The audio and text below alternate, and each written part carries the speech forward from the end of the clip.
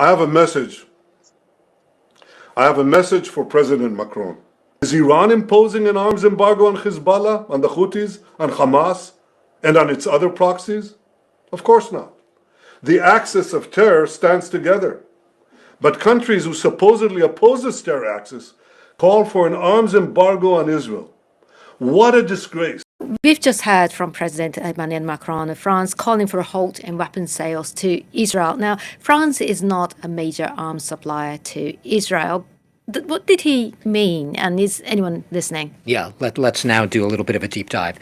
Start with the first part you said, that France is not a major weapons supplier. That's the least you could say. Look, France, this whole policy is very starkly in contrast with the U.S. The U.S. gives 3.4 billion euros in military aid to Israel every year, and that's under a 10-year agreement that's regularly renewed. So we're talking billions for the U.S. France, last year, according to the latest Defense Ministry report, around 30 million euros, that's about $33 million, worth of military equipment exports to Israel. And what do they mean by that?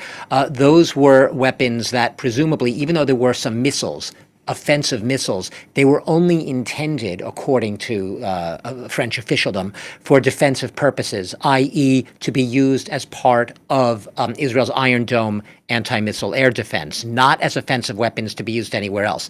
So there's the context there. France has a piddling amount of weapons that it officially says export weapons that it sends to Israel, and those are not offensive weapons. They are meant to be used for defensive purposes. Let that be as it may. What did he mean by this? What specifically was he talking about? Because it's not extremely clear. The comments, first of all, were made a few days ago. I believe it was October 1st. He gave this interview to the France Inter radio station. They were broadcast today, and they were broadcast at a time when, as we know, the entire region is braced for an expected, possibly hard, massive Israeli retaliation to last week's Iranian missile barrage that was aimed at Tel Aviv and elsewhere. So it comes in that context, but also it comes on a day when there are protests happening throughout Europe calling for stopping the war, specifically in Gaza. These remarks were specifically about Gaza, about French military aid to Israel with respect to its war against Hamas in Gaza. He did say at the end, as you mentioned, that he wants to avoid escalation. He doesn't want Lebanon. He brought in Lebanon to this, which has been the latest front in Israel's war. He doesn't want Lebanon to become another Gaza. There are two countries. The United States, because of its international influence, supposedly, I would say, quote unquote, in Israel, influence with us as well. The United States is a big player. And France, because of its historic relation with Lebanon. That's very important to them and to us.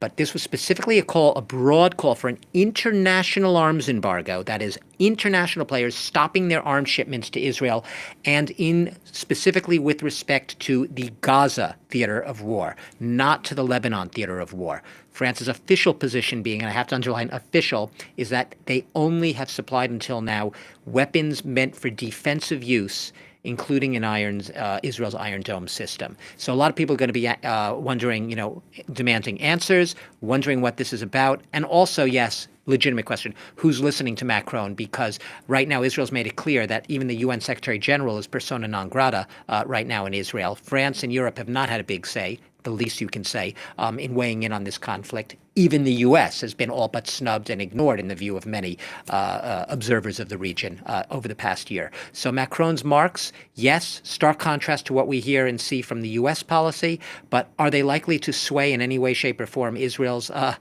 behavior or the outcome or the way this war is waged in the broader sense? Most likely not, an emphatic not. Today, Israel is defending itself on 7 fronts against the enemies of civilization. We're fighting in Gaza against Hamas, those savages who murdered, raped, beheaded, and burned our people on October 7th. We're fighting in Lebanon against Hezbollah, the most heavily armed terror organization in the world, which was planning an even greater massacre than October 7th on our northern border, and that has rocketed Israeli towns and cities for nearly a year. We're fighting against the Houthis in Yemen and the Shiite militias in Iraq and Syria that together have launched hundreds of drones and missile attacks against Israel. We're fighting against terrorists in Judea and Samaria who are trying to murder civilians in the heart of our cities. And we're fighting against Iran, which last week fired over 200 ballistic missiles directly at Israel, and which stands behind the 7-front war against Israel. As Israel fights the forces of barbarism led by Iran, all civilized countries should be standing firmly by Israel's side. Yet President Macron and some other Western leaders are now calling for an arms embargo against Israel. Shame on them. Is Iran imposing an arms embargo on Hezbollah, on the Houthis, on Hamas, and on its other proxies? Of course not.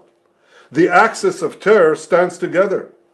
But countries who supposedly oppose this terror axis call for an arms embargo on Israel. What a disgrace. Well, let me tell you this. Israel will win with or without their support. But their shame will continue long after the war is won. For in defending ourselves against this barbarism, Israel is defending civilizations against those who seek to impose a dark age of fanaticism on all of us.